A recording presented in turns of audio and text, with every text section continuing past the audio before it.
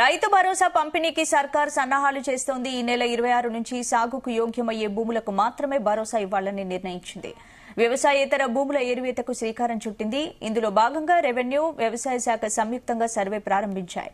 ఇందులో భాగంగా ఈ నెల 26 నుంచి రైతు భరోసా ఇవ్వనుంది. రైతు భరోసా ఇప్పటి వరకు రానివారు, అలాగే సాగు భూమి ఉండి కూడా ఇబ్బందులు పడుతున్న వారు గ్రామ సభల్లో అధికారులకు తెలియజేయాలని తెలిపారు. దీని ద్వారా రైతు భరోసా సమస్యలు కూడా తీరుతాయని తెలిపారు అధికారులు.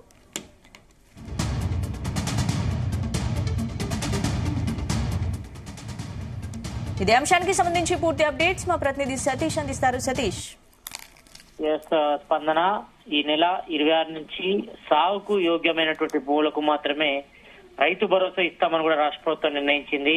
ఈ నేపథ్యంలోనే ఇటు రైతు భరోసా పంపిణీ కూడా సన్నాహాలు కూడా మొదలు పెడుతుందని చెప్పుకోవచ్చు రాష్ట్ర సర్కార్. దీనికి సంబంధించి కూడా ఇప్పటికే ప్రాసంతా కూడా చేస్తుంది. వ్యవసాయేతర భూముల ఏరివేతకు కూడా దీనికి సంబంధించి కూడా రిపోర్ట్ కూడా తయారు చేస్తుంది. ఇందులో భాగంగా ఇటు రెవెన్యూ, వ్యవసాయ శాఖ సంయుక్తంగా సర్వే కూడా ప్రారంభించాయి.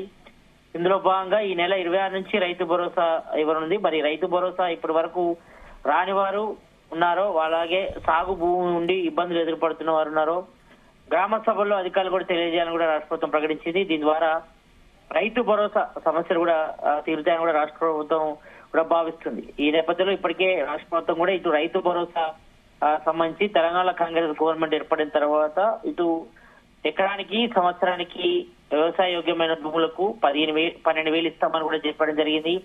అదేవిధంగా వ్యవసాయ కూలీలకు ఇంద్రమ్మ ఆత్మీయ భరోసా కింద కూడా సంవత్సరానికి 10 మంది కూడా ఇప్పటికే విధి విధానాలు కూడా రూపొందించారు. మరి సాగుకు యోగ్యమైనటువంటి అన్ని భూములకు కూడా రైతు భరోసా ఇస్తాం, నిజమైన రైతులకే రైతు భరోసా ఇవ్వాలని కూడా రాష్ట్ర ప్రభుత్వం భావించింది. దానిలో భాగంగానే పెట్టుబడి సాయం కూడా అందిస్తున్నామని చెప్పారు. మరి ఇప్పటి వరకు అయితే ఇటు ఖరీఫ్ సీజన్ సంబంధించి కూడా రైతు భరోసా ఇవ్వలేదు. మరి ప్రజెంట్ అయితే మాత్రం రబీ సీజన్ నుంచి కూడా తెలంగాణలో కాంగ్రెస్ గవర్నమెంట్ ఏర్పడిన తర్వాత తమ మేనిఫెస్టోలో పేర్కొన్న భాగంగా 10,000 బదులు 12,000 ఇస్తామని కూడా చెప్పారు. ప్రస్తుతం ఉన్నటువంటి ఆర్థిక పరిస్థితి దృష్ట్యా 15,000 ఇవ్వలేమని కూడా రాష్ట్ర ప్రభుత్వం కూడా చెప్పడం జరిగింది. కాబట్టి ఈ నేపథ్యంలో మరి నిజమైన అర్హులైన రైతులను గుర్తించేది కూడా రాష్ట్ర ప్రభుత్వం కూడా దీనికి సంబంధించి కూడా ప్రాసెస్ కూడా స్టార్ట్ చేసింది. మరి గ్రామాల్లో అయితే గ్రామ సభల ద్వారా, అదేవిధంగా రెవెన్యూ అధికారులు కూడా దీనికి సంబంధించి కూడా డాటా కూడా కలెక్ట్ చేస్తున్నారు.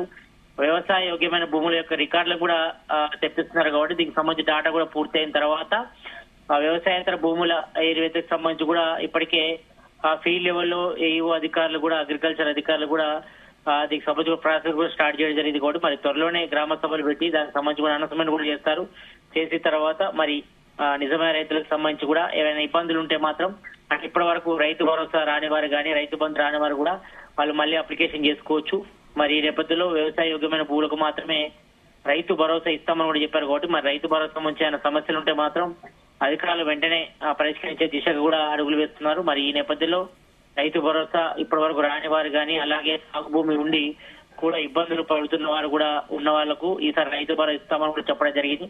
మరి సాగుకు యోగ్యమైన, అదేవిధంగా వ్యవసాయానికి పనికొచ్చిన భూములకు మాత్రం ఇస్తామని చెప్పారు. మరి గత బీఆర్ గవర్నమెంట్ లో రియల్ ఎస్టేట్ భూములకు, అదేవిధంగా పొలిటీషియన్లకు, వెంచర్లకు, అదేవిధంగా రోడ్లకు కూడా ఇచ్చినటువంటి పరిస్థితి. కాబట్టి మరి ప్రజెంట్ అయితే మాత్రం కాంగ్రెస్ గవర్నమెంట్ నిజమైన వ్యవసాయ రైతులకు, ఎవరైతే వ్యవసాయ యోగ్యమైన రైతులు ఉంటారో వారికి మాత్రమే రైతు భరోసా అని చెప్పారు. కాబట్టి మరి దానికి సంబంధించిన డీటెయిల్స్ కూడా తీస్తున్నారు. దాదాపు రాష్ట్ర వ్యాప్తంగా 1,32,00,000 పైగా ఎకరాలకు కూడా ఈ యొక్క రైతు బంధు ఇచ్చేందుకు కూడా రాష్ట్ర ప్రభుత్వం కూడా సిద్ధమవుతుంది. మరి దీనికి సంబంధించి కూడా డాటా కూడా తెప్పిస్తున్నారు. ఈ నెల 26 నుంచి కూడా సాగు యోగమైన భూములకు కూడా రైతు భరోసా ఇస్తామని చెప్పారు. కాబట్టి మరి దీనికి సంబంధించి కూడా పంపిణీకి సంబంధించి కూడా సన్నాహాలు జరగబడుతున్నాయి. మరి దీనికి సంబంధించి అధికారులు అయితే మాత్రం గ్రౌండ్ లెవెల్లో ఉండి మరి దీనికి సంబంధించి కూడా డాటా కూడా కలెక్ట్ చేస్తున్నారు. మరి ఏమైనా ఇబ్బందులు ఉంటే మాత్రం అధికారుల దృష్టికి తీసుకొచ్చి దీనికి సంబంధించి కూడా మరి సమస్యలు కూడా సాల్వ్ చేసుకోవాలని కూడా ఇటు సీఎం రేవంత్ కూడా పలుమార్లు స్పష్టంగా కూడా చేయడం జరిగింది. కాబట్టి మరి దీనికి సంబంధించి కూడా ఏర్పాట్లు అయితే ముందు జరుగుతున్నాయి. ఇటు గ్రౌండ్ లెవెల్ మాత్రం ఇటు ఏఈఓ అధికారులతో పాటు ఇటు అగ్రికల్చర్ అధికారులు, అదేవిధంగా ఇటు గ్రామ కార్యదర్శులు, మరోవైపు ఇటు ఎంఆర్ఓ, ఎంపీడీఓ అధికారులు మాత్రం గ్రామ లెవెల్ కూడా సర్వే చేయించిన తర్వాత ఏవి వ్యవసాయ యోగ్యమైన భూములు, ఏవి వ్యవసాయ యోగ్యంగాని భూములు సంబంధించి కూడా ఒక రికార్డు కూడా ఆల్రెడీ చేస్తున్నారు. కాబట్టి దీనికి సంబంధించి తెలిపిన తర్వాత వీటన్నిటిపై కూడా త్వరలోనే గ్రామ సభలు పెట్టిన తర్వాత వాటిపై కూడా ఒక ఐడెంటిఫికేషన్ అయిన తర్వాత ఈ నెల 26 నుంచి కూడా రైతు భరోసా ఇచ్చేందుకు కూడా రాష్ట్ర ప్రభుత్వం సన్నాహాలు అయితే మొదలుపెట్టిందని చెప్పుకోవచ్చు. వైశాఖ్, స్పందన.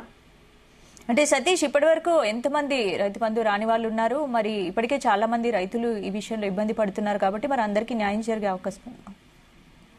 తప్పకుండా, ఎందుకంటే దానికి సంబంధించి కూడా రికార్డు కూడా ఇప్పటికైతే అధికారులు పరిశీలిస్తున్నారు. ఇక్కడ గత బీఆర్ఎస్ గవర్నమెంట్ లో కొంతమందికి వ్యవసాయం చేసినా కూడా రైతు బంధు రాకపోతుంది కాబట్టి వాళ్ళ డేటా కూడా తెప్పిస్తున్నారు. తెప్పిన తర్వాత వాళ్ళ డేటాను కూడా యాప్ లో కూడా యాడ్ చేస్తారు. యాడ్ చేసిన తర్వాత ఈసారి రైతు భరోసా కింద కూడా వాళ్ళు యాడ్ చేస్తారు. ఎందుకంటే కొంతమంది భూములను గ్రామ లెవెల్లో కూడా కొంతమంది భూములు వ్యవసాయ భూములను కూడా కొంతమంది వెంచర్లు చేసి ఫ్లాట్ చేసి అమ్మినట్టు పరిస్థితి కాబట్టి మరి వాటి ఐడెంటిఫికేషన్ కూడా చాలా కీలకం అని చెప్పుకోవచ్చు. ఈ నేపథ్యంలోనే దానికి సంబంధించి డేటా కూడా చేస్తున్నారు కాబట్టి మరి 1-2 రోజుల్లో మాత్రం దీనికి సంబంధించిన పూర్తి డీటెయిల్స్ వచ్చే అవకాశం ఉంది. మరి రాష్ట్ర వ్యాప్తంగా ఎంత వ్యవసాయ యోగ్యమైన భూమి ఉంది, వ్యవసాయేతర అంటే వ్యవసాయ యోగ్యంగా భూమి ఏంటంటే కూడా పూర్తిగా పక్కాగా లెక్కలు కూడా తీస్తున్నారు ఇటు రెవెన్యూ అధికారులు. దీనికి సంబంధించి కూడా ఇప్పటికే సీఎం రేవంత్ రెడ్డి కూడా అధికారులు కూడా ఆదేశించడం జరిగింది కాబట్టి మరి దీనిపై కూడా అధికారులు కూడా కసరత్తు ముమ్మరం చేస్తున్నారు. 1-2 రోజుల్లో దీనిపై పూర్తిగా క్లారిటీ వచ్చే అవకాశం ఉంది. ఎందుకంటే ఈ యొక్క 1 వీక్ లో అంటే ఈ నెల 18 నుంచి 22 వరకు కూడా దీనికి సంబంధించి కూడా సర్వే కూడా చేపడతారు. ఏవి వ్యవసాయ యోగ్యమైన భూములు, ఏవి వ్యవసాయ యోగ్యం కాని భూములు, ఏ పంటలు వేశారు, ఎలాంటి పంటలు వేస్తున్నారపై కూడా పూర్తి డేటా కూడా గవర్నమెంట్ కి వస్తుంది. వచ్చిన తర్వాత దీనికి సంబంధించి కూడా ఎంతమంది రైతులకు ఈసారి రైతు భరోసా ఇవ్వనుందనపై కూడా రాష్ట్ర ప్రభుత్వం కూడా ఒక క్లారిటీ ఇచ్చే అవకాశం ఉంది. కాబట్టి మరి దీనికి సంబంధించి కూడా ఇప్పటికే ఇటు ఫీల్డ్ సర్వే కూడా చేపడుతున్నారు. ఇటు రెవెన్యూ అధికారులతో పాటు ఎంఆర్ఓలు, ఎంపీడీఓ అధికారులు కూడా గ్రౌండ్ లెవెల్ కూడా తిరిగి దీనికి సంబంధించి కూడా డేటా కూడా సేకరిస్తున్నారు. కాబట్టి మరి త్వరలోనే దీనికి సంబంధించి కూడా పూర్తి వివరాలు కూడా రాష్ట్ర ప్రభుత్వం కూడా ప్రకటిస్తుంది. మరి ఎంత వ్యవసాయ భూమికి రైతు భరోసా ఇస్తున్నాం, ఎంత వ్యవసాయ యోగ్యత లేని భూములు ఏంటి అనేపై కూడా పూర్తిగా సర్వే చేసిన తర్వాత ఐడెంటిఫికేషన్ చేసే అవకాశం ఉంటుంది. కాబట్టి మరి దీనికి సంబంధించి కూడా రాష్ట్ర ప్రభుత్వం ఇప్పటివరకైతే కసరత్తు మూలం చేసింది. మరి ఈ నెల 20 నుంచి కూడా గ్రామ సభలు నిర్వహిస్తారు. కాబట్టి మరి అధికారులు కూడా గ్రామంలో ఉన్నటువంటి రైతులందరితో కూడా మీటింగ్ ఏర్పడిచిన తర్వాత దానికి సంబంధించి కూడా డీటెయిల్స్ ఇస్తారు. మరి గ్రామ సభల్లో కూడా రైతులు ఉంటే మాత్రం రైతు భరోసా రాని వారిని కానీ రైతు బంధు రాని వారు కూడా వాళ్ళ డీటెయిల్స్ కూడా తీసుకుంటారు.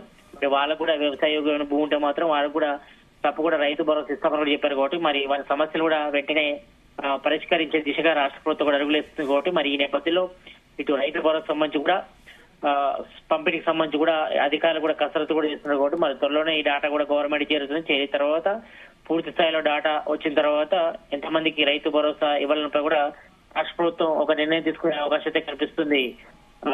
స్పందన. Right, thank you Satish.